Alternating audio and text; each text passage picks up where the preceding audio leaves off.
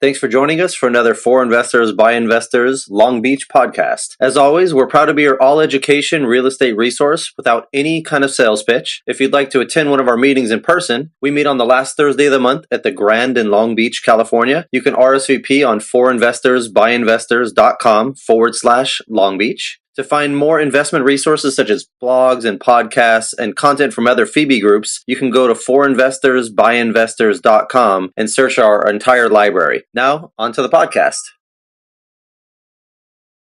Thank you guys for coming. I appreciate it. For those of you guys who don't know, this club is one of about 5 different clubs in Southern California where we have a no sales pitch mentality. It's FIBI stands for For Investors by Investors. We have one in Orange County. We have this one here, one in Long Beach, one in Manhattan Beach, one in Pasadena, one in Kern County, and then a couple more that are dormant right now. They're all run by professional real estate investors that were tired of getting the sales pitch every single time they went to a real estate club and wanted to go to a place where they can learn, get educated on real estate and financial education without that pitch involved, and be able to network with other investors, which is really what this is all about, right? I mean, we can't do business without each other, without each other's either knowledge base or capital or properties or relationships. You know, all these things are really important. When I started doing this club, my business exploded just from the relationships. And it's not just, you know, the capital sources and the deal sources. It's the opportunities. It's the new ways of making money, the new technologies. It's almost like a mastermind group where everybody brings different experiences to the table and can help each other out. So what we normally do at this club is we do a roundtable discussion.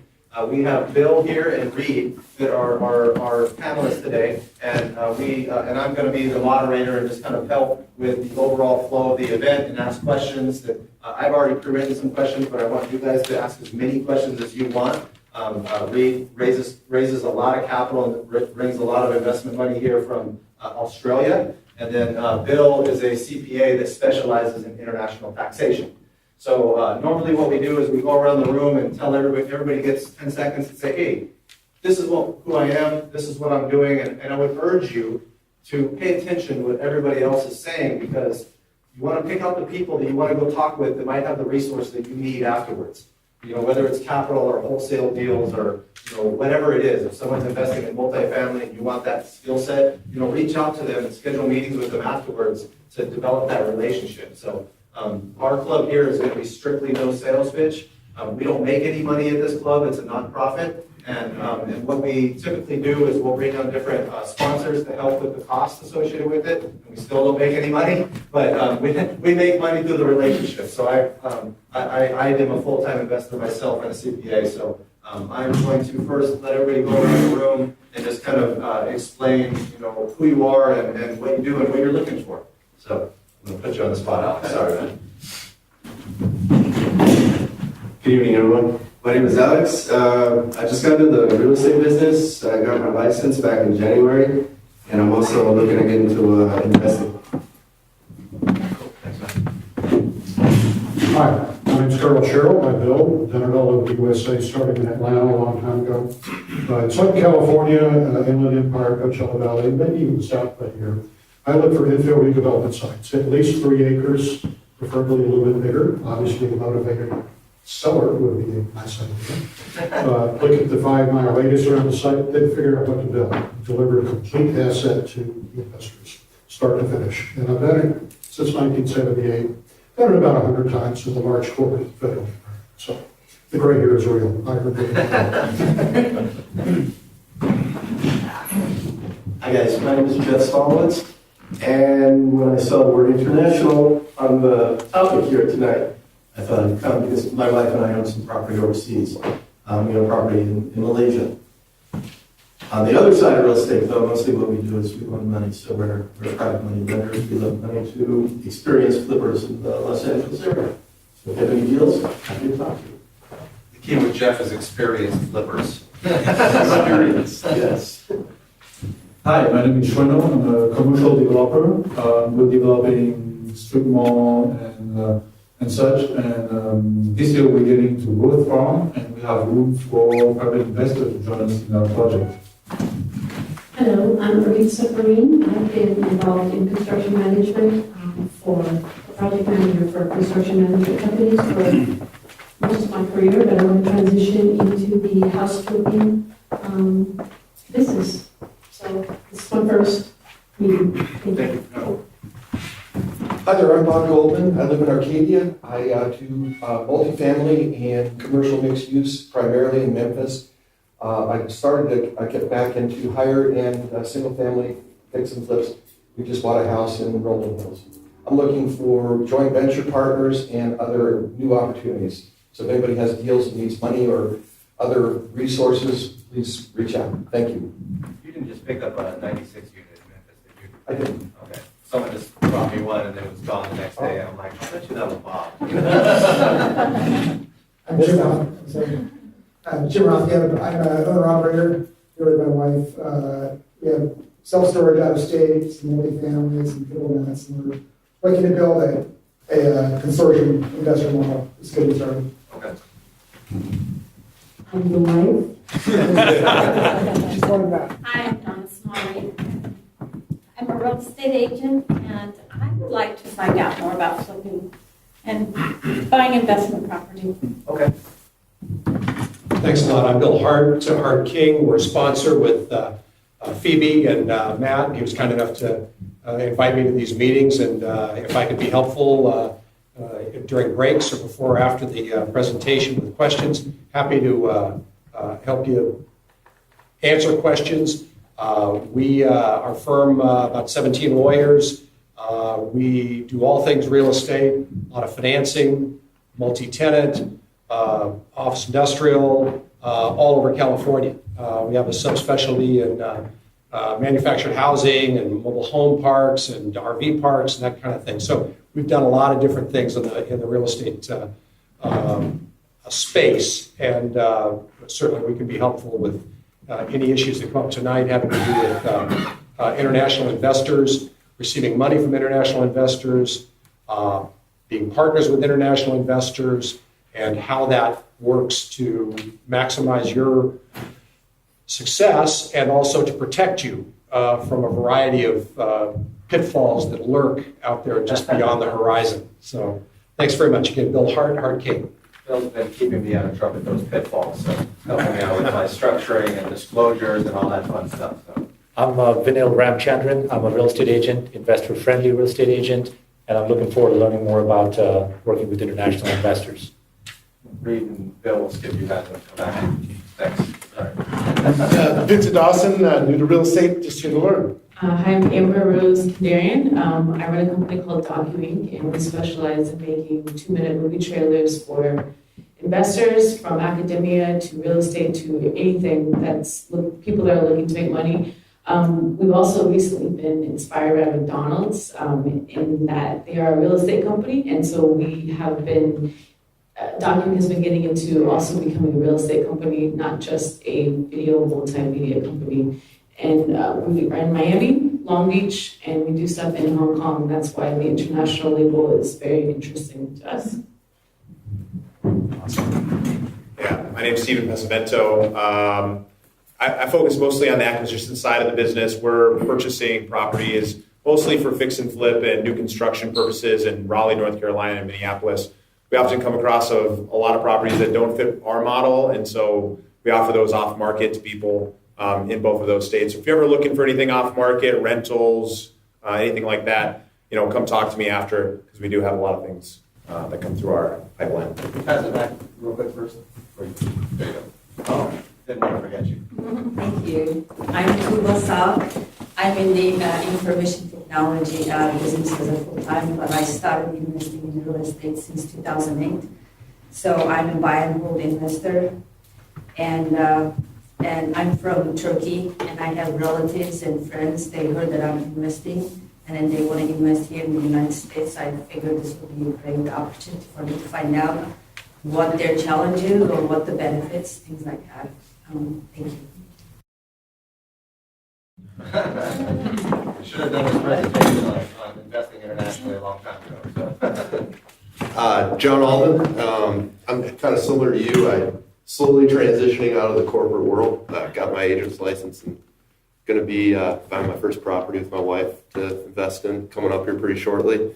I work at Buckingham Investments. We focus a lot on just educating buyers about buying, but we are agents, so we kind of help them do it. And Reed, am I allowed to plug you? Why not? All right. So Reed was the first guy I ever met at a real estate investing meetup, and he did an awesome job of kind of just nudging me along the path of just kind of going forward and doing the thing and doing it the right way. I've learned a ton from him, and you've been a great friend, man. Thank you. Good afternoon, I'm Kofi. I've been fixing flips and getting into single family JVs, grown up, and looking for investors to provide some of the funds. My name is Bill Jacobs. I buy multifamily properties. Right now I'm in Dallas and Ohio, currently looking for more properties right now. Sweet spot for me right now is around 80 to 150 units. So anybody know any properties that might fit that category? Looking for something that we can go in and rehab, increase the value, and get it repositioned. I'm Dylan Jacob. I help him with all his acquisitions, do all the underwriting and everything. All the hard work. Yeah, all the hard work. Then just here looking for maybe some future partners and some new friends. So. My name is Ken. I'm a real estate investor. I have a couple of rental properties and also looking at other passive investments. Hi, my name is Jeff Henderson. I'm a home inspector here in Orange County. I also do home inspecting in LA and Riverside counties. And I mostly do single family residences, but I also do multi-units as well. I'm sure I've been doing non-performing loans for the last couple of years, but recently transitioned to buying fix and flips in South Florida. We just started developing in South Florida, so looking for capital. Hello, my name is Varsha. I'm by trade, I'm a software engineer. I do risk assessment for solar debt. And then on the side, I work with Shara. I just pick up some rental properties in Florida, and we're also developing. I'm Andy. I'm from Los Angeles County. I flip properties in San Bernardino for myself. Thanks, Andy. Appreciate it. So, for those of you guys who don't know, I'm Matthew Owens. I'm a California licensed CPA and a full-time investor. I flip about 5 to 10 houses a month out in Memphis, Tennessee. We've been doing it for 10 years. We've flipped over 550 houses now out there.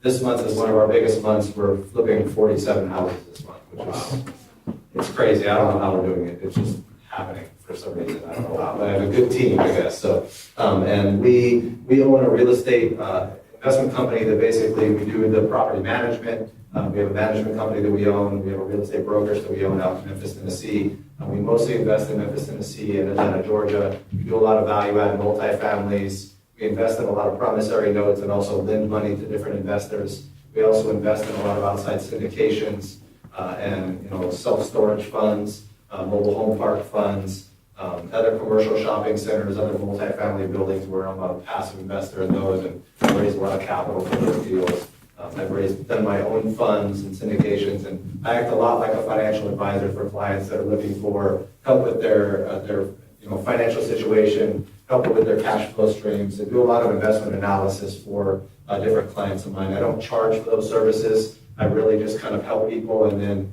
I get benefits because people refer me business and refer me other investors who can work with me in different ways. So I use that to my advantage.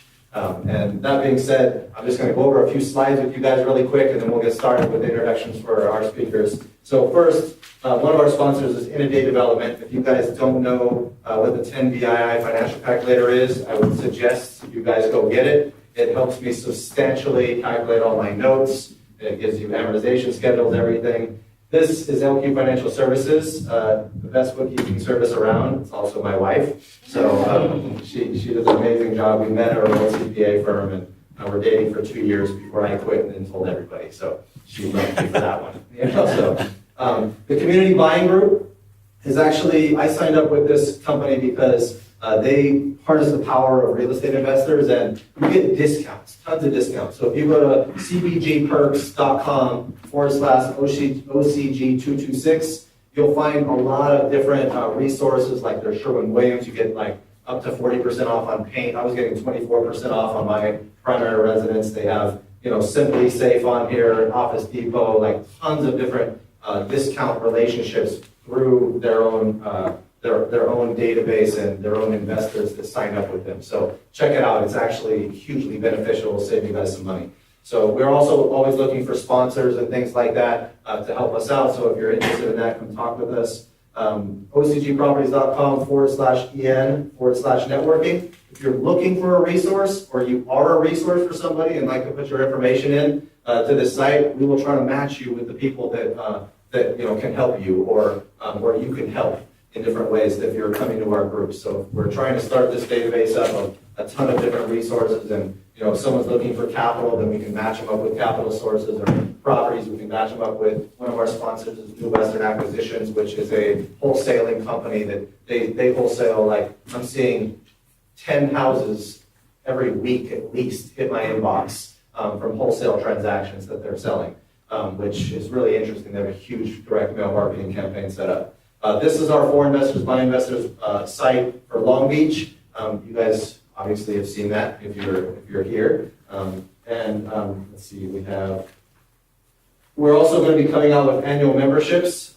You can buy an annual membership to this thing for all 11 meetings for $199, or we're doing an all chapter pass, which is going to be $299 for all of the different chapters you can go to. We have an all chapter summer networking event coming up. It's actually be in this building as well on June 7th. No speaking that time, just strictly networking. All of our chapters are coming together. It's going to be really powerful. You can sign up on our meetup page as well for that. And you guys saw some of the other, we have 3 more different things coming up, events coming up. One's Manhattan Beach. We're talking about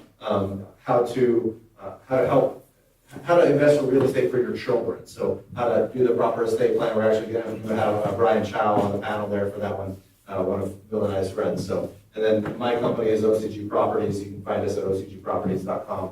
So that's pretty much it for the speakers and sponsors. Oh, sorry, we have Trillion Capital, also a hard money lender that's here in Southern California as well. So a big sponsor of ours. We've been sponsoring this for a couple of years now.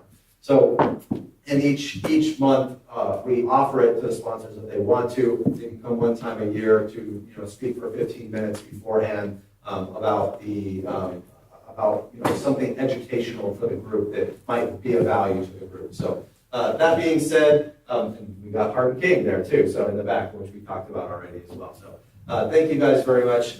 So let's get started. First, I'm going to hand the mics to you guys and have you put it in front of you, so if it picks it up on the camera and everything, I'm just going to talk louder. So, Bill, why don't you give us the couple-minute overview of what you do for a living and how you help investors invest here in the U.S. or and what you specialize in most.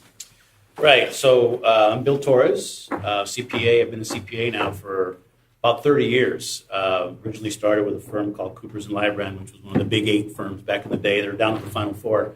They eventually merged with a firm called Price Waterhouse. And from that firm, I went to work for a firm called Kenneth Leventhal, which was a large national firm that specialized strictly in real estate. So all our clients were all the large real estate developers, the coal company, Irvine Company, all those guys. Okay. So that's really where I cut my teeth on the real estate side, where we handle a lot of compliance and a lot of transactional issues. Back in the days where the RTC, I know those of you that were old enough to remember the Real Estate Trust Corporation, all those issues of having to do all those workouts and everything.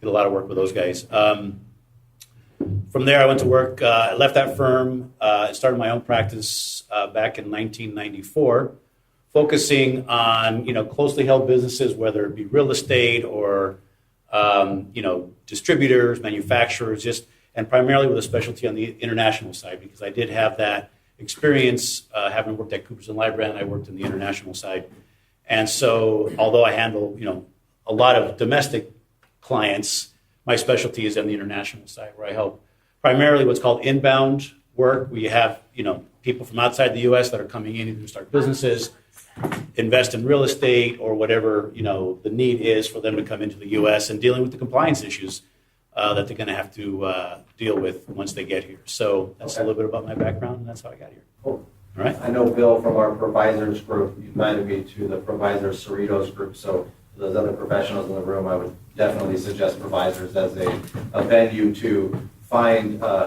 investors and different relationships that are a little different than the typical networking group where you find other professional investors. A lot of the people there are attorneys, CPAs, marketing professionals, you name it in the industry, they have it in provisors, and they have all these different groups throughout Southern California and even out of state as well, where you can just constantly go and meet people just like this in rooms just like this, and there's different topics involved. But what I like about it is that it's not all real estate investors. I'm meeting people that have different needs.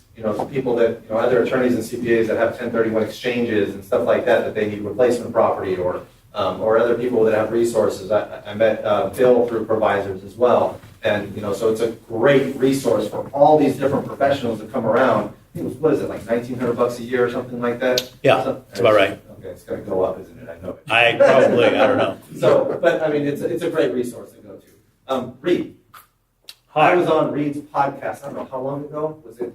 At least a year ago now. Yeah, so Reed, you just told me you've done 100 podcasts. You do once a week, right? Yep. That is actually an amazing accomplishment. He does it weekly, and we were talking about this, and it's hard to do these things once a month, let alone a weekly podcast, and having to come up with a new speaker every time that has a new interest and a new topic. Think about having to come up with, you're talking about 52 new topics a year, if possible. That's not easy, to do. And so I have a hard time I'm like, okay, which ones can I recycle from 2 years ago? So, but Reed, why don't you talk about a little bit about what you do and how you work with international clients? Yeah, thank you, Matthew. I want to say thanks to everyone. I do have a weird accent. I'm from Australia. Originally from Australia, moved to the United States in 2011, and I moved here for two reasons. For love. I've stolen one of your American girls, and I'm about to get married in July. Thank you. And also fell in love with New York City. I backpacked through there back in 2008 and always had a passion to live in the United States. My background's in structural engineering. I've worked all over the world as a structural engineer. Summer 2012 Olympic Games back in 2008 when a lot of construction was being done. I worked in Thailand and Fiji and New York and LA, and I still consult very heavily on the construction management side and implementation. Got into real estate investing when I first moved to the United States because it was a lot cheaper compared to Australia. The barriers to entry here are stupidly cheap compared to, you can't find a $50,000 property in Australia. You think of the LA market all over Australia. I'll get into that in another topic. Quickly graduated into multifamily and in the past 5 years been involved in about $60 million worth of acquisitions on the GP side, in bringing capital in from Australia and internationally, but also raising a lot of capital. The reason I started the podcast was to talk to those international investors because no one was. A lot of guys back in 2011, 2012 were getting these turnkey properties and buying these things from halfway across the world and, not having really maybe the right information and getting the wool put over their eyes. I got involved in syndication as another way to allow them to get involved in the ground up, and benefit from the value add, plus also coupling it with the educational piece of it with the podcast. So I help a lot of international investors get started here in terms of LLC startup, IT numbers, bank accounts, foreign exchange capital, all that sort of stuff. And I do that for free with if they ever want to get involved in the syndication, they'll hopefully think of RSM Property Group, and that's who I founded RSM Property Group. So you primarily focus on raising capital for the syndication side, and what is it that you typically invest in? Yeah, multifamily has been the main focus of the last 5 years. Obviously, looking at different asset classes now as we're coming into the ninth innings in this cycle, looking at mobile home parks and self-storage. Given my ground-up construction experience, I'm looking at some ground-up construction, but it has to be very, very specific. And you've got to be careful with the financing you put on that sort of bad boy. So make sure you're not running into the wrong kind of market. Exactly. So yeah, they're primarily what I'm focused on right now, and just really enjoying the journey and just enjoying my life here in Southern California. And are you doing like a Reg S filing for that, or were you? No, it's all Reg D, and I'm sure we'll get into that in a little bit about the difference between Reg D and Reg S, but and I'm sure a few people here are probably more educated than I am on those specific nuances, but I've always raised under Reg D just because I do have a large portion of American-based investors, so you have to go Reg D. And Bill, you have experience with Reg S filings? Yeah, we do. I have a partner who spends a lot of time in corporate formation transactions financing. Okay, perfect. So for you guys that don't know, when you're doing an SEC filing or registering a fund with the SEC, you can do different filings. One is a Reg D or Reg D 506. There's a lot of different regulations depending on what capital you're raising, depending on if you want to market to on the open market or if you want to just keep it a private relationship type thing. If you're taking what's called accredited or non-accredited investors, basically smart, sophisticated investors that have a ton of money and make $200,000 a year and have $1 million a year in net worth, excluding their primary residence, is what's considered an accredited investor. And then you have the other type of regulations, which is like a Reg S, which is typically strictly for international clients. If you're only raising money from international clients, and in that case, there's a lot less regulation, a lot less hoops you can jump through if you're only doing it internationally. It's a lot safer for you as an operator when you're raising money from international clients. So I've actually done a Reg S in the past for our Japanese clients. I've sold about 450 houses to Japanese clients that live in Japan. We have translation services set up. We deal with clients in China, Tahiti, which I was telling earlier that I'm like, I need them to start selling more so I can go to a presentation in Tahiti pretty soon. So I was actually having Bill help me with some of the compliance aspects and doing some homework for me on the compliance aspects with regard to Tahiti. And so, Bill, can you talk a little bit about some of the hoops you have to jump through when you are raising capital on the tax side from private investors internationally, and some of the, what are the rules on, like, how do you know what the rules are on a per country basis? Right. Well, when you're dealing with foreign individuals, and I'll keep it on the individual side, apart from the entity side, that are basically going to be investing here in the U.S. They're going to be generating revenue here in the U.S. from one source or another, whether it's they're buying a property that they're eventually going to sell, whether they're going to be investing in notes that's going to be generating interest, whatever that source of income would be. They now have a filing compliance requirement here in the U.S. as a non-resident. And so we'll be talking about strictly non-resident individuals. These are people that don't live here. So because you have what are called non-resident aliens, that's what we're talking about. There are resident aliens that are people that live here, that file the regular 1040s and everything else, just like regular U.S. citizens do. So we're talking about non-resident aliens here, people that don't live here but that are generating revenue from U.S. sources. So what happens at that point is you're going to have these individuals that are bringing in funds to invest in whatever that may be, that's going to be generating income. When you have that situation, then as a U.S. person, professional, company, whatever it is that you're going to be doing that's going to be generating that income for them, you as the U.S. person, professional person, have a compliance requirement to make sure that they are going to be paying taxes on that money that they earn here. So that issue is not on them, it's on you here as being basically an agent here domestically for that investor. So you have basically two choices. One of them is if this investor is strictly just going to just say, here's the money, send me whatever the profits are. That's a passive investor. And that type of income falls under a certain section of the code that says as a passive investor, what you have to do is you have to withhold. Before you send them any money, you have to withhold money before you send it to them. And you, as the agent that you're withholding, that money has to be sent in to the IRS, basically on their behalf. Okay? So, and the amount that you withhold under the general tax guidelines is 30%. Now, getting to Matt's point, different countries have different treaties. So the standard is 30%. So that's the number you have to keep in your head. It's 30% unless there's a treaty that says, no, for this country, you can withhold less. So that's how it works with a situation like you have Tahiti, he called me about what are the treaties with Tahiti. Well, Tahiti is a French Polynesian island. If they fall under the French control, but they have a different treaty. They don't fall under the French treaty. They fall under the French Polynesian treaty, which is totally different than the French treaty.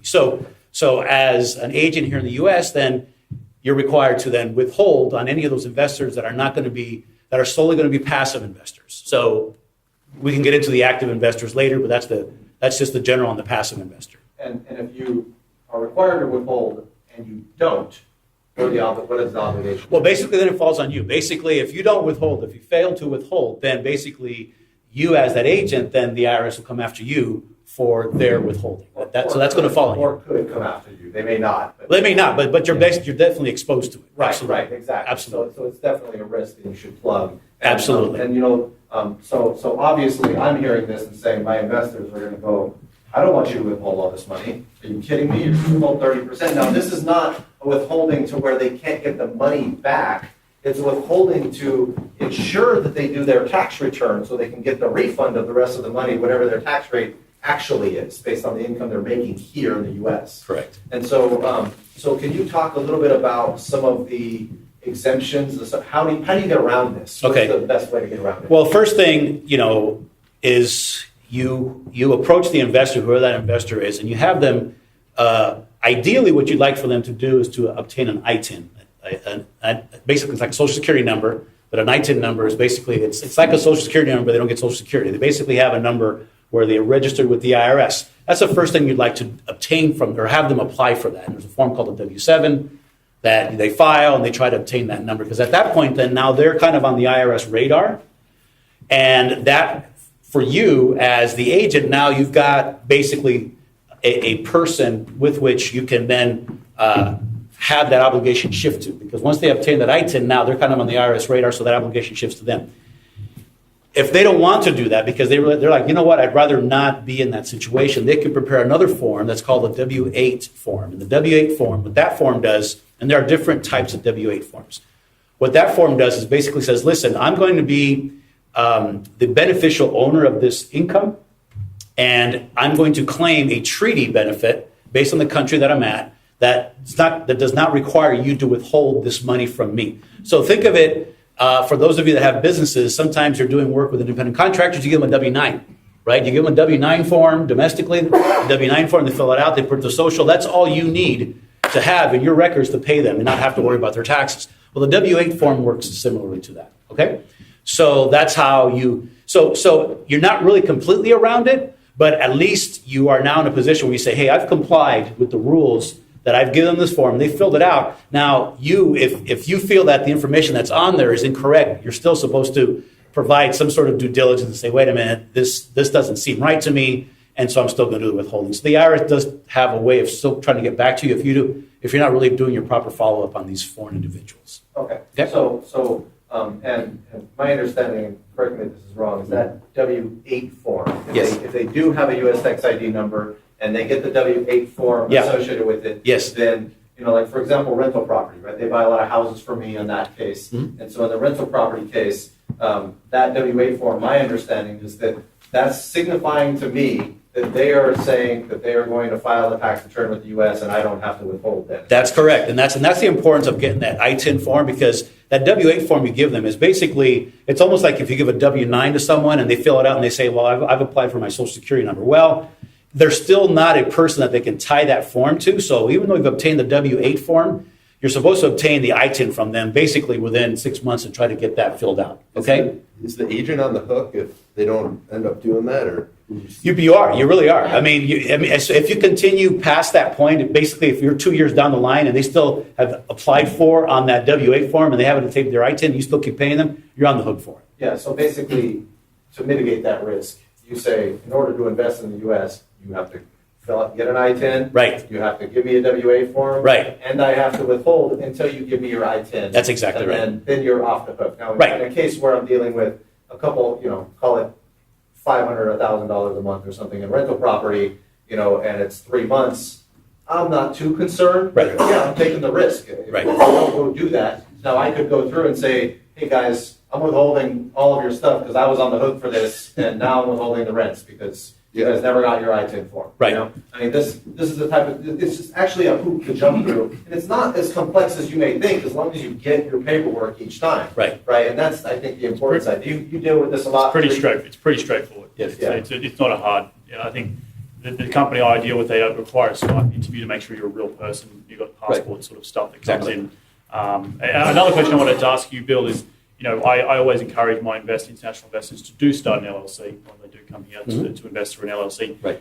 With the LLC and the EIN number, you still have to get the I-10, correct? That's correct. Yeah. That's correct. I just wanted to ask that to give everyone might be like, Yeah, LLC. absolutely. Yeah, absolutely. Absolutely. So the entity is not going, just because they have an entity isn't going to preclude you from getting that, especially an LLC, because an LLC is a flow through. Yeah. When you have a corporation, though, if that foreign individual creates a domestic U.S. corporation, then you are off the hook, because now that money is being paid to that domestic corporation that has a federal ID number. Now it's up to them or the owners of that domestic corporation. If there's distributions going out to foreigners, well, that issue falls on the corporation's owners, not on you as a person that's paying them. And you don't have to, I mean, that's because in order to open an LLC, they have to get a U.S. tax ID number. Exactly. They're not going to let you open the LLC without it. Exactly. So, Exactly. so those are some That tax ID through the I-10 form, what type of ID is that? That's not social security. So it's basically it's just like a social security number, but you don't get social security. It's an employer ID number is what it's called. Yeah, it's like an EIN. Think of it as just saying, hey, IRS, I want to invest in this country. I'm going to be paying taxes at some point. Right. And usually the IRS wants a reason why they want to give you an I-10 number. Right? Well, an I-10, again, I-10's for individuals and EIN's for an entity. So if you create an entity, you have to get an employer ID number. That's what the EIN stands for.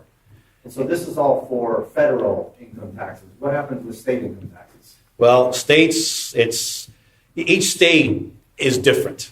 And California is probably one of the worst. California basically looks at anybody outside of California as a foreigner. So, no, seriously. So even if you're in Arizona, you're a foreigner for California purposes.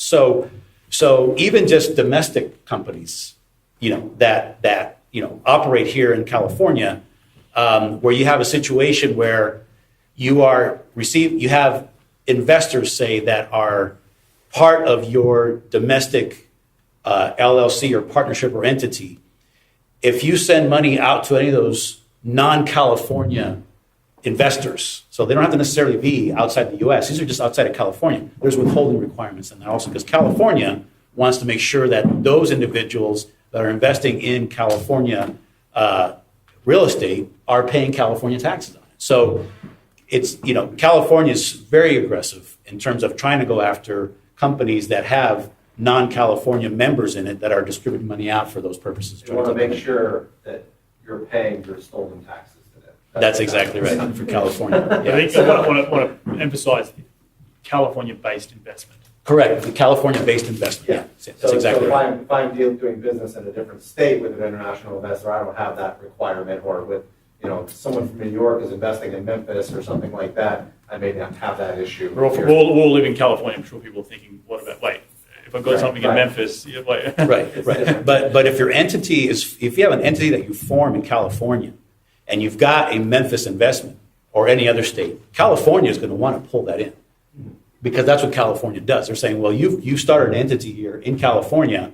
That means you're operating it out of California. Therefore, that income, even though it may be outside of California, California's going to want to pull it in. And that is actually was a big problem in the past, where a lot of people were saying, or a lot of attorneys were trying to get the fees for opening entities in Nevada, saying, oh, you can avoid state taxes in Nevada, form an LLC here, but if you live here, there's California's stance is that you're operating it from here. Absolutely. So therefore, you have to pay tax on that income because you live here. Right. So what I usually recommend is that if you're going to invest outside of California, open up an entity outside of California. I mean, if you live in California, you're still going to get taxed in California. But if you're an individual who doesn't live in California and you want to invest outside of California, definitely open up the entity in that state.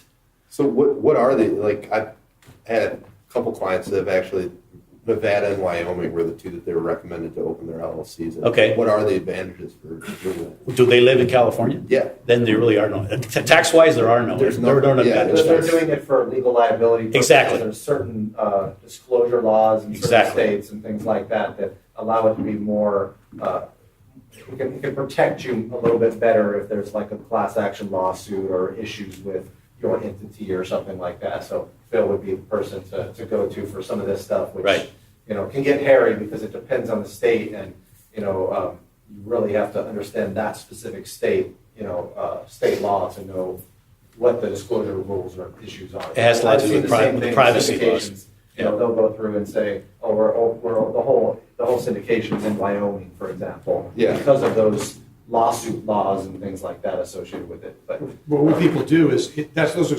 no state income tax states, right? And so people conflate this. They're sold. It's not really their mistake. They're simply they're told something that's untrue, which is that they don't have liability as long as they have an entity in a no income tax state that's earning money. And in fact, they fail to connect the dot to California when they receive their check. That's when they owe their tax. Doesn't matter whether Wyoming has no state income tax. So what they do is they think, well, okay, I'll just keep the money there.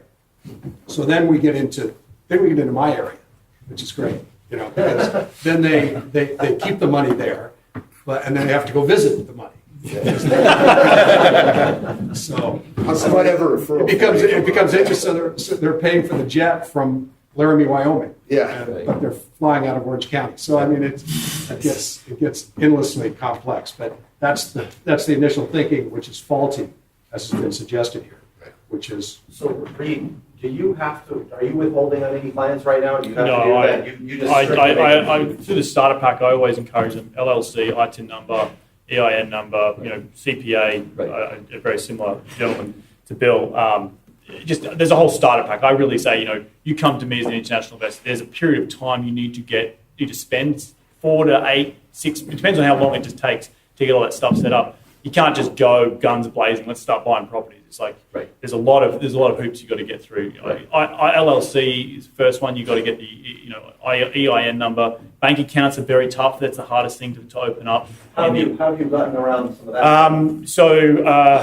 So some of the Forex companies, foreign exchange companies I work with, they'll exchange their capital into the country. They can then transfer that money to a escrow account where it closes. They can receive some money for a period of time. In general, I'm like, you're going to have to come see the investment eventually. Has a tax write-off in your home country. Come for a holiday. We'll go out for a couple of beers. When you're here, we will. We've had the same issue a lot in Japan as well. Luckily, Union Bank is a Japanese bank, and so they can open the account in Japan, which is great. And so I would encourage you, depending on the country you're working in, to try to find one of those sister banks in that country to see if you can do that, because so many of them they require you to be here. And so sometimes it just doesn't make logical sense for them to travel all the way the heck over here, or they can't at that time. So what do you do when you're trying to send them their checks and there's no bank account? You're not going to go send them a wire every time, because it's going to be ridiculously expensive for international wires on both sides, and you're going to charge your client for that. Even if it's on a quarterly basis, it can add up substantially as far as the cost goes, and really hinder the investment, depending on how much you're actually making. You can always hold it back for a period of time and things like that. So, I'm going to harp on the withholding just one more time, because I think it's really important that everybody understand this. So we talked via email about the differences between 1099s and 1042s and 1098s and things like that. Can you kind of explain, what the process is when you do withhold, and some of the reporting requirements when you are giving someone else money? What do you mean? As far as issuing distributions, distributions, government, distributions. Exactly. Okay. So again, getting back to depending, on the type of disclosure form that they've provided for you in terms of withholding.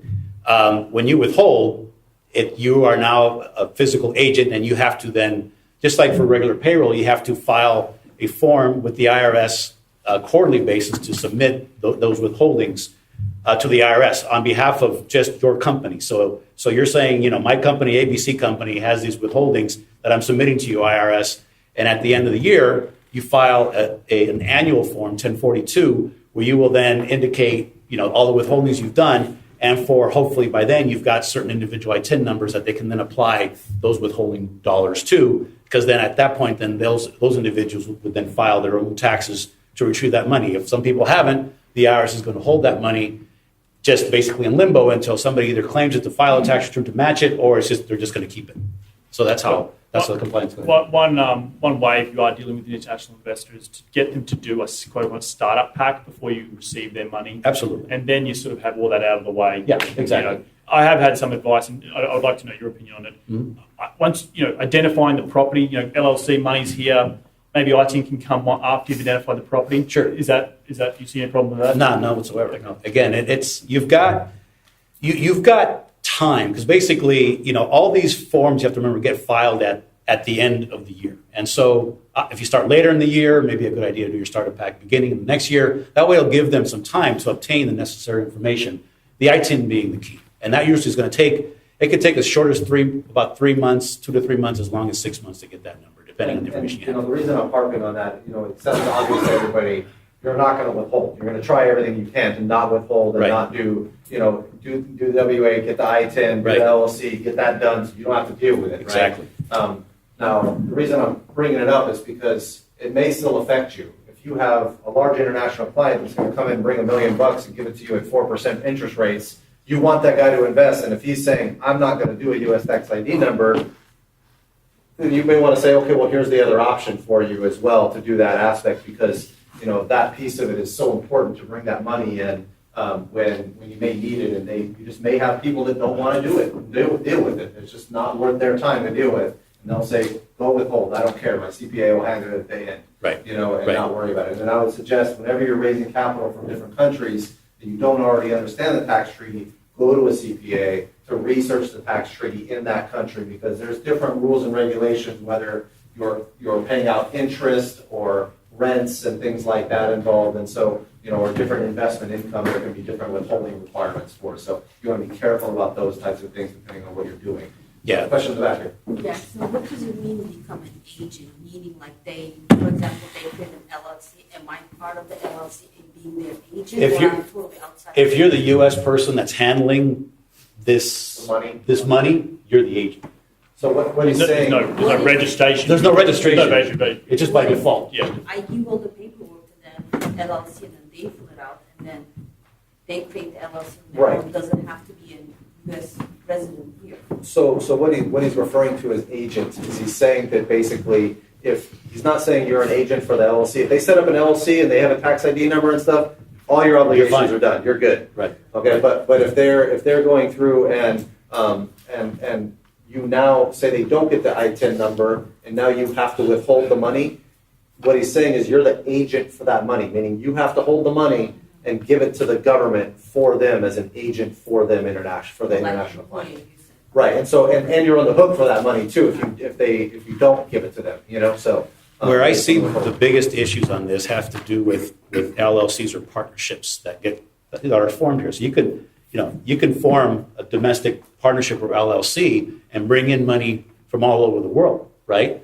So those people are now partners in this partnership or LLC, and you want to send them money, right? Well, that's where the withholding really kicks in, because you've created this entity, you've brought money from all kinds of places, and you're sending money different places. That's where the withholding issues really kick in, is in that situation. And I'm sure you've probably done. But it also goes back to making sure that they individually encourage them from a legal standpoint, from a taxation standpoint. LLC, ITIN number, right? It's on them. They're off to the races. You can sort of sleep a little easier, right? Because then that way they're creating their own entity, they're investing their money in their own entity, and then that entity is investing in your deals. Yes, exactly. So question here, then we'll go here after. So like I'm from Taiwan, so I have relatives there. A lot of times they say, "Oh, I have $20,000. I have lenity, you pay me interest." So I go to Google and search about 30%. Right? That's exactly right. So I told them, I said, if I have to do this legally, all of that, I would take 30%. He said, what? For a country that some of these, Asian country, maybe the tax rate is maybe a lot less than 30%. So for me, historically, I tried very hard to talk my relatives out of lending me money. And when they give me money, I say, no, even my mom. So it's like, I don't have $20,000 here. So the biggest Almost like it's not worth it for a small amount. So for a small amount, definitely you may have some issues, because what you're doing is you're saying, okay, it's the headache of getting the ITIN number and doing a U.S. tax return, for them. Because if you withhold and give it to, the federal government or the state government, and they do a tax return, and they're not making that much money, they're going to get a big chunk of money back because that's just the withholding, it's not the tax. But Taiwan, let's say, has no treaty. So Taiwan's got no treaty. Investor, they want turnkey. They don't want to worry about IT and they don't want tax return. They Right. want So then, there's your issue. If you want to go tell your family, you have to get a U.S. tax ID number, Right. and then great. Otherwise, you can say, look, I'll take the risk for you, but I'm only going to give you 3% on your But money. the only thing I can Exactly. that's what I can do is that I just pay them interest out of my pocket like cash. Well, I'm going to charge it, then I'm not taking the hit. Exactly, you're taking the hit. So Right. you're still taking the No, it's not 30% hit though, then, Right. right? So, Exactly. Because your tax rate is higher because you're a flipper, right? So, so if you're Right. if you're paying it at your tax rate, so Right. I would tell them, hey, I gotta take 30% off then if you're gonna lend you the money. If you're gonna lend you the money. Well, I don't know, you don't talk to your mom that way.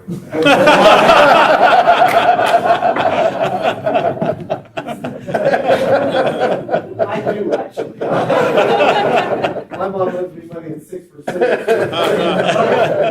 Like, I'll do my son a favor. I'm like, thanks, Mom. No problem. She tells me to give my family lower rates. It's pretty hilarious. So, but that's because they're not professional investors. But your return is 50%, Well, yeah, but I'm not going to pay that. Of course not. So I'm gonna keep as much of the return as I can, but I'm going to pay out a good return to make sure people are taken care of. So Reed, what on the from Australia, are there any major other issues that you have to deal with, just specifically with Australia, that are outside of kind of the normal tax issues that you're dealing with, like to get their money here or other issues? So Australia doesn't have, compared to, I deal with some clients out of South Africa, out of India, and some clients out of China where they have limitations. South Africa and China and India particularly have limitations how much capital they can bring out. So in terms of, they ask me, oh, Reed, how can you help me get it out of the country? I'm sort of like, no, that's on you. Once you get here, I can help you form that, whatever partnership we need to. In terms of Australia, we've got a really good treaty. The other big issue that always comes up is, what are my obligations in my home country? And I always, go back and say to them, well, look, you'll need a CPA at home as well. You'll need a CPA here in the States, and you're going to need a CPA in Australia or wherever you come from. I'm not going to pretend I know the laws. I'm not a CPA even here in America. I've got people who do that for me and advise. Okay. But they've got to have the two. If you are talking to any international investors, they're going to have one here, and they're going to need to have one in their home country. Always advise that, for sure. Something I've run into, and you might be able to help me kind of strategize how to approach this, but there's a lot of investors I've met that might have holdings. They're United States citizens, but they don't necessarily want to, they might hold some of that wealth offshore in other kind of accounts. Is there kind of a way to kind of help facilitate bringing that capital over so they can make investments without? Yeah. Hold on, let me turn off the camera. Yeah. No, I mean, is there a legal way to do it? No, there really isn't. And the issue is, they're going to get hit either. Yeah, big time. One of the results of 9/11 was the Patriot Act. I don't know if you guys have heard of the Patriot Act. And through the Patriot Act, the IRS or the Treasury Department implemented what was called FATCA, the Financial Accounts Tax Compliance Act. And what that basically did, I don't know if you guys have seen the movie The Wolf of Wall Street. Basically, what that movie was about was investors from Wall Street that were hiding money offshore. And so what's been happening for several years is that there are a lot of U.S. residents and citizens that are holding money offshore and not reporting it or disclosing it. And what FATCA implemented, and this happened in 2010, was it implemented a strategy where they said, you know what, we know this is happening. We know it's happening a lot, but we don't know how to enforce the rules because the rules have been in place since the 1970s. The Bank Secrecy Act came out, and every individual was supposed to file with their tax return. There was a little box on one of your forms on your Schedule B that says, do you hold investments outside the U.S.? And if you check that box, yes, you're supposed to disclose it. You're supposed to file a form that's it's called an FBAR form. And but what FATCA did is FATCA said, you know what, we can't rely on people being honest and disclosing what they have. So what we are going to do is we are going to now approach foreign banks and foreign institutions, and we're going to tell them that if they want to transact business with the Federal Reserve Board of the United States, they must disclose to us who their U.S. account holders are. So this started in 2011. And it's been a huge, huge windfall for the U.S. government because, well, Credit Suisse was the first company, the first bank or institution they went after, the biggest, in the world. And they're Swiss. They're like, wait a minute, we're Swiss, we're neutral, right? I mean, we dealt with the whole World War II issue and Hitler and everybody else. We're neutral. You can't deal with us. The U.S. government said, we don't care. You're the first one we want to disclose who your account holders are. So what then these foreign banks started doing, they started saying, listen, Mr. U.S. account holder, they send you a letter. They said, we have to disclose your information to the U.S. If you don't want us to do that, you need to take your money out of our bank and move it to a different bank.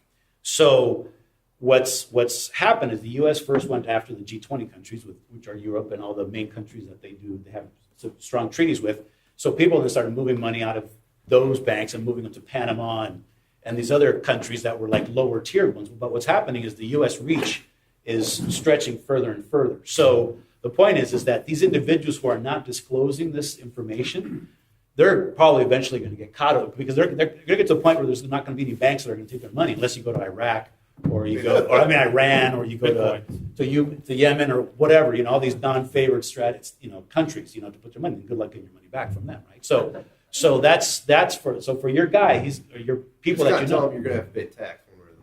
Well, the worst part is really not the tax, it's the penalties. And people are going to jail for this, like severe penalties for not failing to disclose. So what FATCA did to me as a CPA is before, when I would do your taxes, I would, if you checked the box that said, yes, you had an account, I'd say, hey, you got to file this form with the Treasury Department. It wasn't filed with your 1040. You had to do it on your own. Whether you filed it or not, I didn't care. It wasn't my problem. It was your problem. But FATCA now is including a form with your 1040 that if you tell me that you're holding a foreign bank account, whether it's in the bank, whether it's an investment, whether it's in a pension plan. What about a company? Well, if you have control over the bank account of that company, then yes, you got to disclose it because you have control of the account that the company owns, right? Because you're the signer of the account. So that information then has to be disclosed on your tax return. And if you tell me that you have it, you say you don't want to disclose it, I got to tell you, you got to go take your tax return to somebody else, which I've done. I had a guy from Dubai that came a couple years ago, and he's like, hey, I've been in Dubai for the last 10 years, and he's a Mercedes-Benz broker, and he's like, I met a great woman there that I want to marry, but I want to bring my family back here, and I want to start disclosing everything, but not till next year. And I said, well, great, then come back next year, because I can't do your taxes this year because you're not disclosing information. So you have to, and the penalties are extremely severe. I mean, they're up to 50% of what you own in the account, or $250,000. There's also criminal penalties involved. So when I have clients that come to me with these issues, I say, time out, you need to go see a tax attorney, because there are, what you tell me is not privileged information. So if you tell me you got an account, then I got to disclose it. If you don't want to disclose it, then I can't do your work. Whereas attorneys have privileged information, so they're able to, can talk to them and they can try to tell you how to try to navigate around this. And the IRS has now what's called an offshore voluntary disclosure program, where they realize that there are people who didn't know that they were supposed to disclose these foreign bank accounts that they have, right? So they're trying to not prosecute them criminally, but they are still trying to, get those people to come on board and be in compliance and not slap them with too severe of a penalty. Exactly. Yeah. Like an amnesty thing. So and it really depends on how egregious it is and what level. And that's why you got to that's why you got to talk to the attorneys, because the attorneys can tell you, I mean, there are some people, and I'm sure that you may know of some, that just say, you know what, I'm renouncing U.S. citizenship, I'm out of here. Because, I mean, if you look at statistics in terms of how many people have renounced their U.S. citizenship since FATCA was implemented, it's gone up like 10,000%. Wealth out of the country, they're like, I'm not reporting. They're not reporting, so they get out. To leave it blank is a felony. Absolutely. Is that right? See, that's I don't look at his tax. I know, I'm just pointing at you. Yeah. Everybody always has a friend when they ask this question. That's good. I like what they have. These are all hypotheticals. I know this guy. I know this guy. That's right. So, just kidding. Making not pertaining to real estate, right? Not real property. It's anything that's a liquid bank account. Because again, this is all predicated based on 9/11, Patriot Act. These terrorists were receiving money from foreign accounts. So they could own an apartment complex. Absolutely. But if they're generating income from that apartment complex, they better report the income. Okay. That's not the issue. The issue is not the income. The issue is having the account and not disclosing it. Because sometimes the income isn't that severe. It's the penalties that you get on failing to disclose that you've got, whatever, $250,000 or $500,000 that are severe. Maybe the income from it was only maybe $5,000-$10,000 a year. The penalties on that aren't going to be anywhere near what the penalties are going to be for failure to disclose the account. Yeah, I have a real life situation, just like what you described. Right. So I'm from Taiwan. My prior life I was there for 3 years. So when I eventually retired, 65 years old, that the Taiwan government supposedly will pay me like $150 a month. My pension there. Right. So I'm here. So in anticipation that a few years ago I went back there, opened a bank account. So as you said, the bank said we have to disclose the U.S. Yep. Right. So I have minimum amount of money there that I'm just trying to set up for the future. So let's say the time comes, they start putting $150 in my account from that country, and now I'm supposed to report that as a U.S. income. You have to report that as income, period. I mean, the U.S., what's unique about the U.S. and our tax system is we're the only country in the world that you have to report your worldwide income. Okay? Every other country is you only pay tax on a territorial basis, which basically means you only pay taxes based on the income that you generate in that country. But U.S., you have to report your worldwide income, and then you get a tax credit for taxes that you pay in that country so that you don't pay the tax twice. But our rates are so high that there's usually something that you have to pay because you have to pay that difference between what they charge you and what you have to pay here in the U.S. So you have to report worldwide income. Clarify, because we're talking about people here. Does this also apply to international investors who invest in a deal here? No, because they're non-residents. That's what I wanted to we want to be very clear. It's non-residents versus residents. Exactly. Yeah, these are only U.S. residents or citizens. There's a lot of U.S. citizens that don't live in the U.S. and haven't lived in the U.S. for years. But because you're a citizen, you still have to file a tax return and you still have to report your worldwide income. And a lot of people don't even know that. Just the moral of the story here, guys, is if you didn't know already, the U.S. government is a criminal organization. Exactly. Different countries. Exactly. Question here. Along the lines of hiding income, how do you, if you're taking on foreign investors, how do you protect yourself from being, I don't know who your investors are, but how do you protect yourself from being accused of dealing with a money launderer or a terrorist? You want to fill that? You're taking in money. It goes back to if you're doing all the right things, you'll disclose. This person is signing an ITIN number. You're signing up for LLCs. They're opening bank accounts. They have a footprint here now, right? So to do a background check also on the country that they're coming from is very important. Those sort of things are just part and parcel of what you want to be doing as accepting international money. From regardless of who you are, you always want to be doing a background check.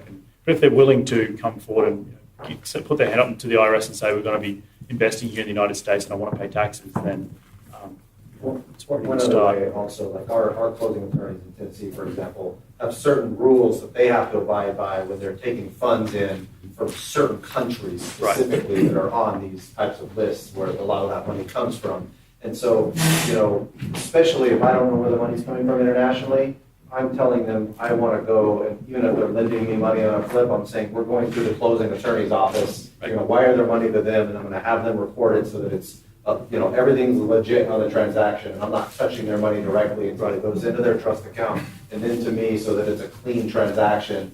You're not just going through and saying, okay, so wire me directly, the money, and I'll record it. And that's the thing. Don't touch their money. Like if you set up the bank accounts and the systems here, and you've got your foreign exchange company who's bringing the capital in, the foreign exchange company is required to see the LLC and what it's been set up for here in the United States, and they're also required to see what it's coming from on the other side. Yeah. But if I've never had an international investor here's $1 million. Put it in your personal bank account. I'm not suggesting that. No, but I know that. Yeah, it could be a risk. there's still a risk because, I mean, there are a lot of people that, you know, they don't earn their money, you know, the same way many of us earn our money. And one of the ways you launder money is you find a real legitimate business. You act totally honestly. You do all the paperwork. You know, LLC. That does not mean the money that's being invested in that LLC is obtained legally. And, you know, I mean, if it's to be money laundering, you don't really know who you're dealing with. It's funny because a lot of people think that, you know, if you really think about it, money laundering is probably one of the hardest things in the world to do. Like, I've had somebody come to me that, you know, they do stuff on the side. They're, you know, professional gamblers or whatever. They don't want to report all their cash. One guy had 30 grand in his backyard, you know, buried. Literally, I'm not kidding with you.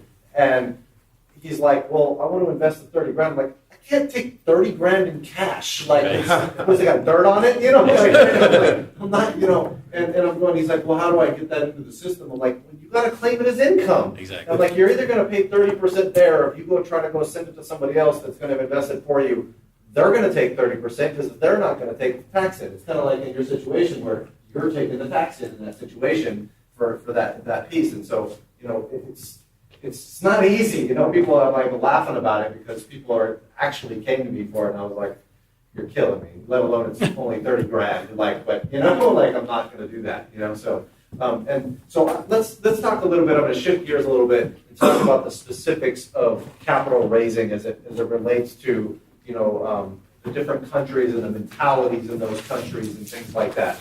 And so, Reed, what are some of the differences you would say between an Australian investor's mentality and a U.S. investor's mentality, or is there one? And what are some of the reasons why they're looking to invest here in the U.S.? I think the second part of the question is really important. Is the why? Why are people investing here in the U.S. and you know, stable government? That's the primary reason.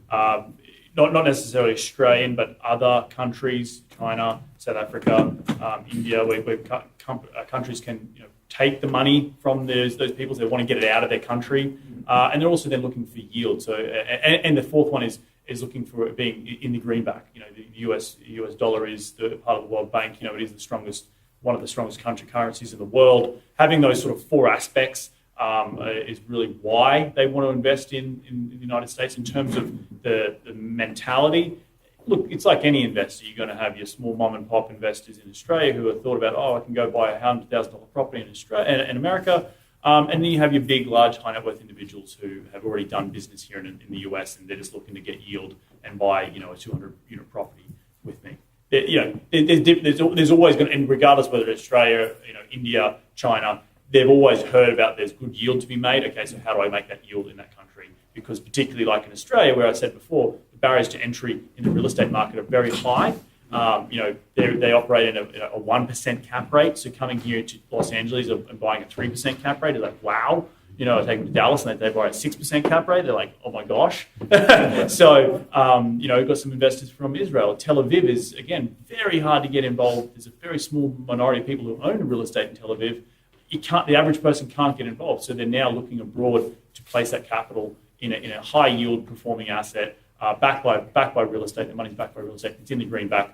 And the fourth one, if you're in a particular country where the government may want to try and have a bit, you know, grab the capital, they may want to get it out of the hands of that particular government. That's the sort of overall. It sounds like there's a ton of reasons, obviously. But, right. You know, personally, individual investor like it does here. Like, for example, in Japan, a lot of if you buy a property that is over 22 years old and is primarily a wood structure, the Japanese investors, for Japanese tax law purposes, can write off the building portion over 5 years for depreciation versus 27 and a half year. And so that is a gigantic benefit for some high net worth investors internationally. In each country, it's a little bit different. Like in the Chinese market, they've really limited the amount of capital you can bring here with, I think it's like $50,000 a year right now. There are loopholes to get around that and things like that. And different companies that will help you do that as well. I don't know how legal it is in China specifically to do that, you know, and a lot of people have other money here and there's fees involved and all that kind of stuff. But, you know, when you're dealing in China, a lot of the times, just like you said, it's less stable than here. They're worried the government's going to take their money if they're high net worth investors or high net worth out there and want to get their funds here, where they perceive it as much more stable. You know, so those are the types of things that I see from the reasons why they would invest. Bill, you deal with a lot of investors, or you dealt with a lot of stuff from Mexico, is that right? Yeah, In the Mexico, past? Latin America, yeah. And what are the reasons you see them investing here? Or It's the same. It's safety. I mean, the reality is, most countries have very high, inflation rates and instability and politics and everything else. And historically, this has been a very safe place. And so, that's why people want to invest here, because of the safety. That's for me, from what I see, is the main reason. Okay. Yeah, that's by far.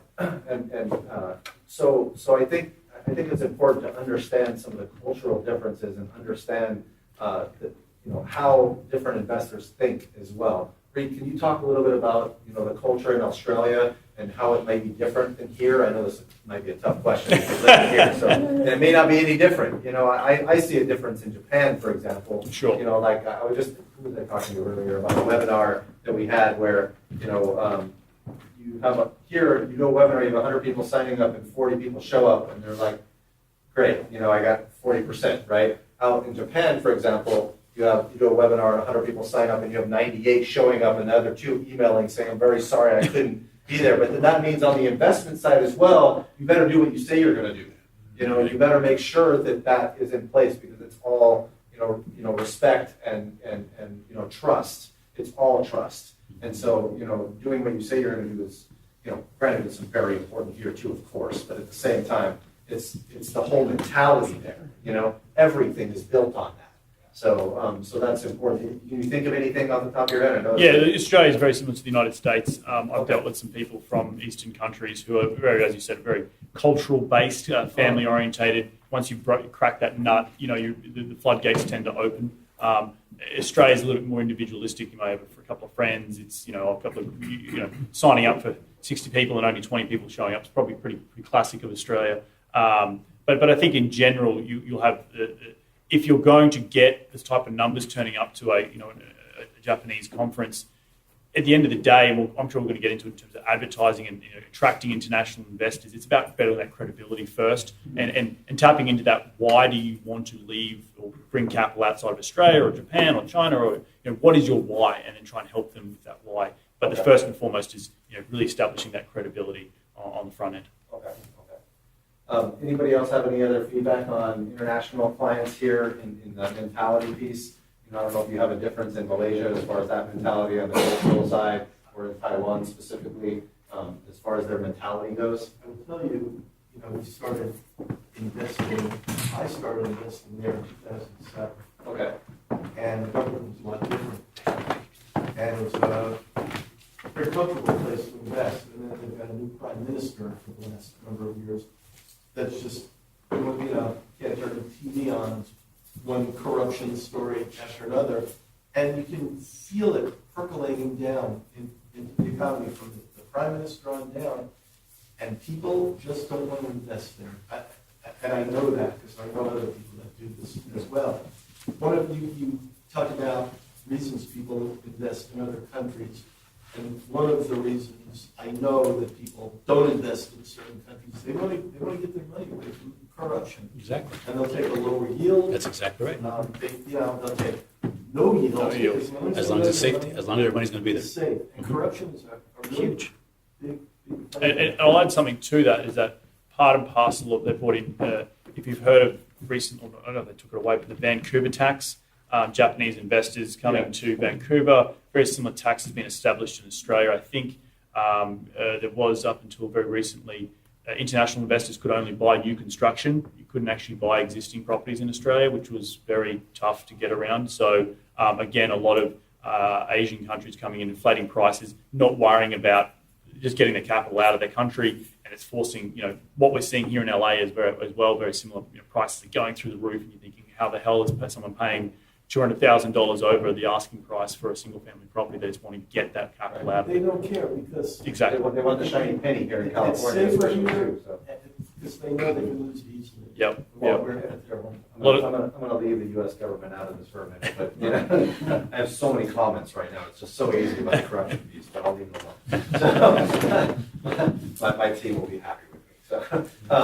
So and I think, when you're raising capital from these international sources, I think it's important to understand the issues with those countries, especially like if you're doing a fund, for example. So are there regulatory bodies in Australia, for example, that are going to limit you when you're trying to raise money for a syndication here out in that market? Yeah, so the way that also goes with the startup capital here is starting that LLC on the front end. I've never raised a regulation nest, but in Australia there is definitely those regulation bodies out there, and they will put limitations on what you can raise and how you raise it from investors and yada yada. So there are issues on you may be less hoops to jump through if you do a regulation nest here in the United States, but there may be other issues on that particular country's side that you may have to jump through. So as I said, I've not been down that path yet because I've only raised under Reg D, but yeah, I know when I've started having conversations with people in Australia,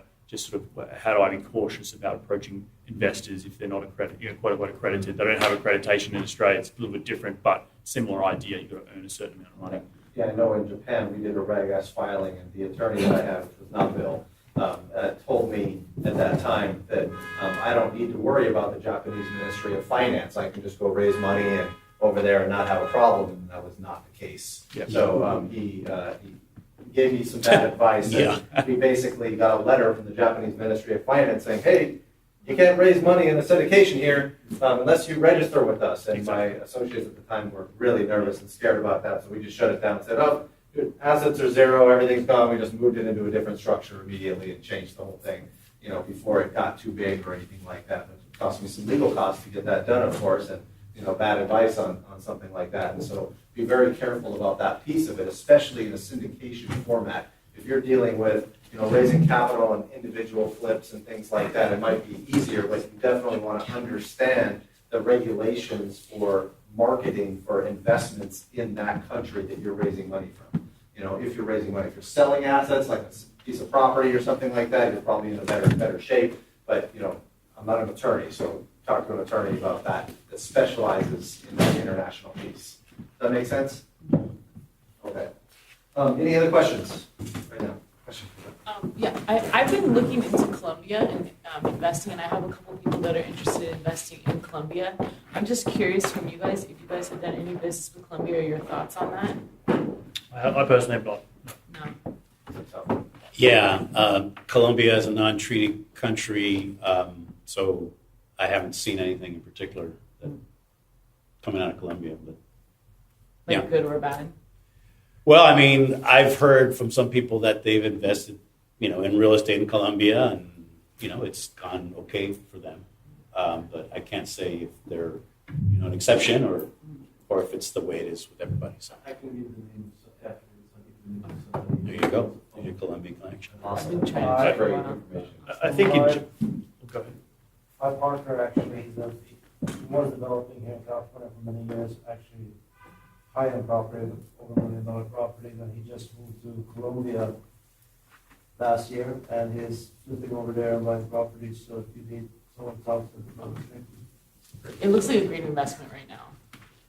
I've been following it for a while. I'm just curious. It's good to know that you guys know a little bit about that part of the world. I think in general, which one thing we haven't touched on is any country, whether it be US based or going international, if you're investing here in Malaysia or in Colombia, get your team set up on the ground. You're going to need your lawyer, you're going to need an accountant there, you're going to need banking representatives, how you're going to get the financing. Those sort of 4 key pieces are very key regardless of where you're investing across the world. Get right advice and make sure it's the correct advice. That's you can't go wrong. And get out there and touch and feel it. Don't be. I always encourage my clients to come out here if they're going to be investing large sums of money. Get out here. $1,000 plane ticket isn't much. If you're going to be investing $1 million, come out, touch and feel, get to know the team, and just be comfortable with it. Yeah, I want to add one thing also. And I totally agree with that. Don't ever invest money in a place where you've never been. Of course. Seriously. I can't Of wait course. to do this, but don't do this. Take a vacation and do whatever you want. What I was going to suggest, though, is if you're going to invest, I know you're talking about bringing foreign investors in, and your question's about where do we invest? Well, I have a question the other way too, but that What one I was first. going Go to say ahead. is, the first thing I would do if you're going to look for places to invest in Colombia, Medellin, maybe not a bad place. Yeah. before I do that, I would look for countries that were former British colonies. Yes. And I say that because their law is going to be based on British common law. Our law is based on British common law. Most, and I'm not talking about Nigeria or Saudi Arabia or anything like that. There are a lot of, Malaysia was a British colony. Yeah. The paperwork will be in English. Everybody who can speak English. You'll feel a lot more comfortable there. The laws will be similar to the laws that you're Yeah, used I to. think especially when you're investing internationally, understanding what the government can and can't do to you or do to your business, or can they shut you down. I had an associate of mine that just moved to Vietnam to open the first poke shop over there, and was killing it, and then was going to open another shop, and then the government just came in and said, hey, none of this can be commercial anymore. It's all going to be residential in this building, by the way. And he's like, oh, I got to find a new place now for this. It's all the branding, everything he did, all the construction costs, everything. I don't know if they're compensating him for that or not, but that's the risk in these other countries, is that you could have issues like this come up, and it could be a big problem down the line. So understanding what those laws are, and I think just like you say, British common law, to understand that base at least is a huge issue. So One last question. So on the other side, so when the money, for the investors that are coming from overseas to America, to avoid the withholding of the 30%, what's the easiest way for them to get the ITIN number? And do they have to get the ITIN and then they have to get the EIN number, or is it one or the other? It's one or the other. The ITIN will be as if they're going to invest individually, and the EIN will be as if it's going to be as an entity. And it's both. And how do you get the ITIN number? It's a W-7. W-7. Okay. W-7 form. It's pretty straightforward. Yeah. Thank you. So, question in the back. Good question over there too. So when people like come from overseas, one thing I keep hearing from them, like, okay, I have this like a chunk of money, how can I utilize it for and then get more return for my money overseas? And they keep asking, like, is there impossible where I can get a loan, things like that. Of course, like, they don't have any background here. But then I'm kind of stuck. Well, I started thinking, well, I have great credit. Could that be something that I can partner up with them? So then, but then I don't know what are the advantages and disadvantages with partnering out with a non-resident, which I put all my credit and then they put their cash in. So in a situation like that, you need to be careful, because if you're qualifying for financing, if it's not a commercial loan on a multifamily or commercial property that's single family residence, and you're going through Fannie Mae, Freddie Mac financing on that to utilizing their funds, it has to be seasoned in your account for 3 months. The bank is going to require you to show them 3 months of bank statements, sometimes 2, but most of the time 3 months. So that money needs to be sitting in your account for 3 months in order for you to use it as part of your down payment. They may qualify you together, but they may not if they don't have an ITIN number yet. So you want to be or no credit or something like It's that. not impossible to where, say, like, if we found a house and then there's an escrow account and then I get a loan, I put 50% and then they put their money in 50%, so it's like a total 100%. So like their money goes into the escrow account, it doesn't come to me. So the bank wants to know where that money is coming from. They're going to want to trace your down payment. They're going to say, when they're qualifying you, where's the down payment coming from? And also, do you have reserves for 6 months of mortgage payments, taxes, and insurance in order to actually qualify for that financing in the first place? And So how they will not accept the seasoning, whoever is bringing the money and then showing that bank account from their own. right, exactly. Now there's a whole, exactly. So first you have the seasoning requirement, okay, in your account, which then keeps their money at risk. There's other ways to do it, like you could close on the property in your name, renovate it, use the other investors' money to rehab the whole thing and everything, and then refinance it in your name afterwards and pull as much capital as you want out and not pull out the investor's capital, and so it stays invested. There's strategies like that you can use. They get it paid in full, and then I come in and then refi half of it. Yeah, I mean, that they could be a private lender to you initially when you first buy the property, and then refinance and pay them off with the refinance money as well. So that is totally They can fine. buy more that way. I use it's called super funds in Australia. It's the IRA, self-directed IRAs. the equivalent. There are the same rules apply in Australia with, you can't be involved in a certain amount of it. But I've invested using those guys' money as the bank, right? And I've cut them a clip of whatever it is, 10%, and they've just used hard money to flip a house. And I was that, they became the bank. So they sat in first position, and it's another way that they can get money into the country and get it working for them. We actually lend money to international clients because a lot of times they can't get the U.S. financing, and so we'll be the bank, and then we'll create the paper, and then we'll go sell those loans off to somebody else. So I use other people's money to create the paper in the first place, and then I'll go sell that note off to get my profit out of that deal, in a situation like that. So it actually works both ways, where you can provide that financing if you know how to structure the deal correctly, and you have the right resources to raise other capital from here in the U.S. and stuff like that if you're lending them money, in certain instances. And so if there's profit in a deal, for example, it makes it a lot easier for you to lend them money because you can have a spread built into your loan and make it work out for you there, so. And in terms of lending, there are some big banks. HSBC does have a lending program for high net worth individuals. Don't quote me on I think it's like $1 million or more in your home country. HSBC will lend against that here in the United States.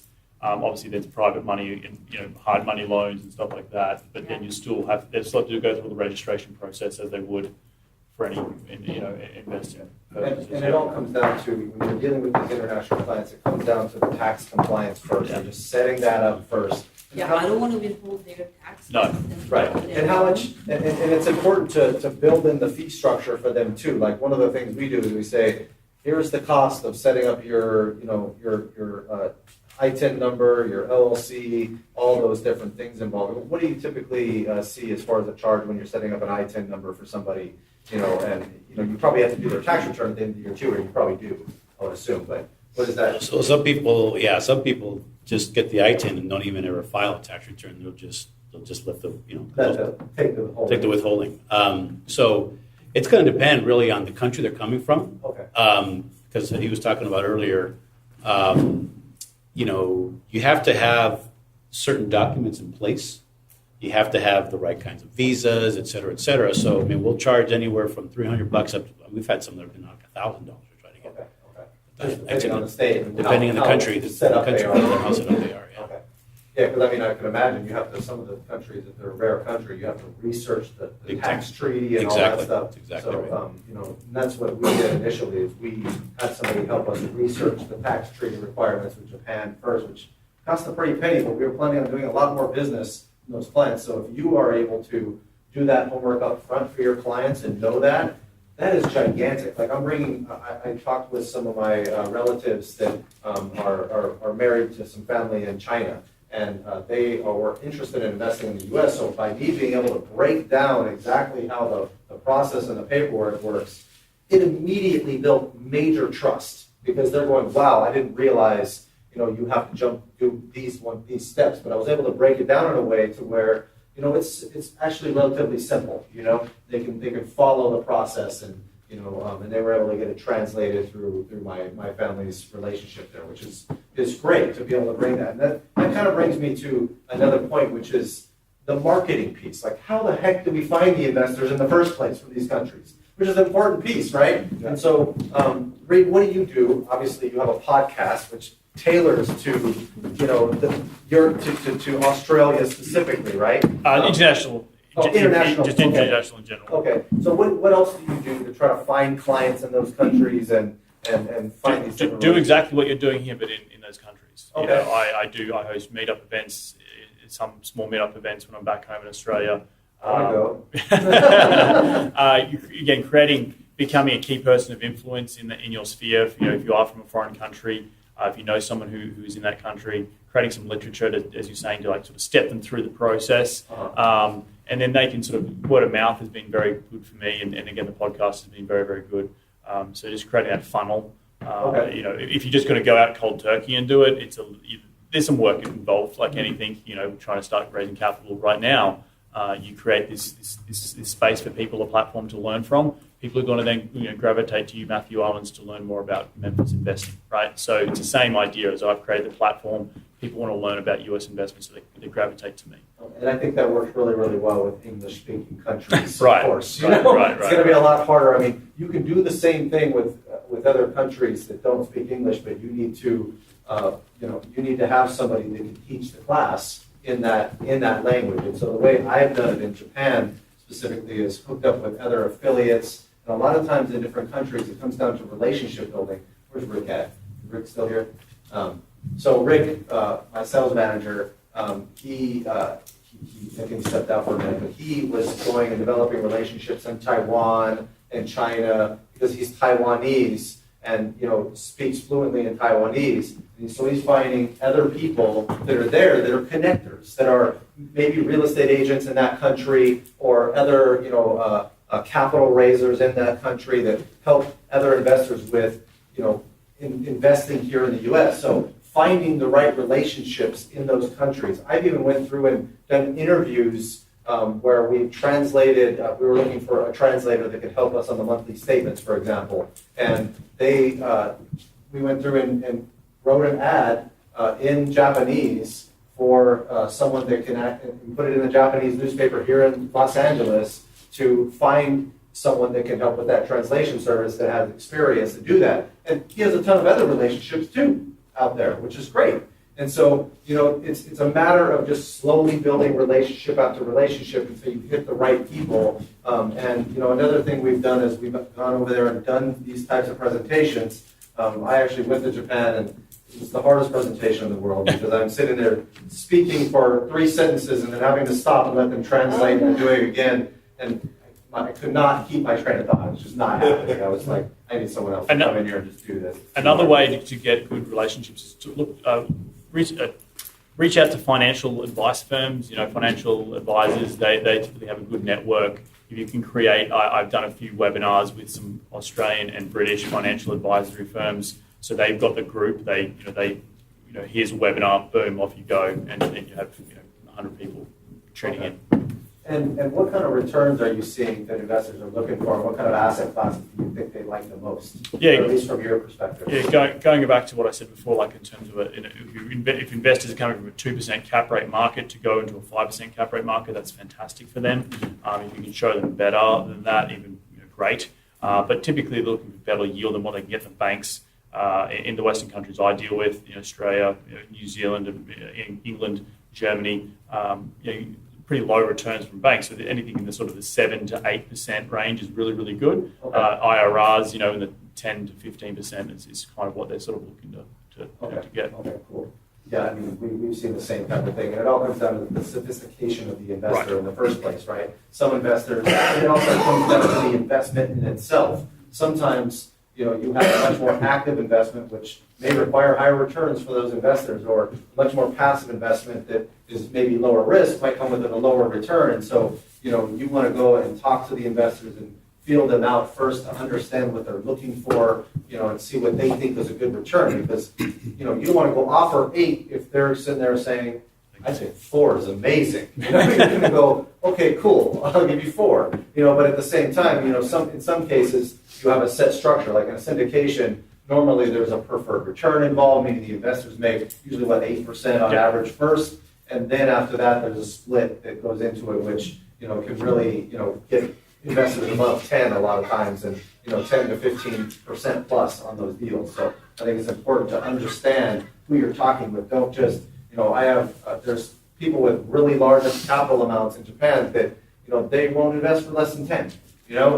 And you can use that money for certain items, certain deals, or short-term type, capital raises, but they're not going to be good for long-term type deals as well because they're just going to eat up too much of the profit in those cases, But unless it's structured for performance on the back end or something along those lines, which can help. So one other thing I want to quickly add is with the foreign exchange. Don't try and play both the foreign exchange markets and the yield here. You're educating your international investors. They're bringing capital here for an extended period of time. Whether I've got a lot of investors who just open up bank accounts here, they just let it accrue, and then when they come to not party, but when they come to holiday in the United States, they'll use that capital for that sort of stuff. People are worried about foreign exchange risk, so educating themselves, they're trying to educate them on the fact that if you're coming here for an extended period of time. If you want it for a long term, if it's a short term thing, it may not be as beneficial if you're transferring it and going back, really quickly because markets can go up and down. So trying to play the both games is quite tough and quite technical, and I wouldn't advise to do both or try to hit both at least. Right, So, right. yeah. There's something to be, you gotta be careful and not be too greedy. Right. These things, Right, yeah. right. So, well, thank you guys very much. I really, really appreciate you guys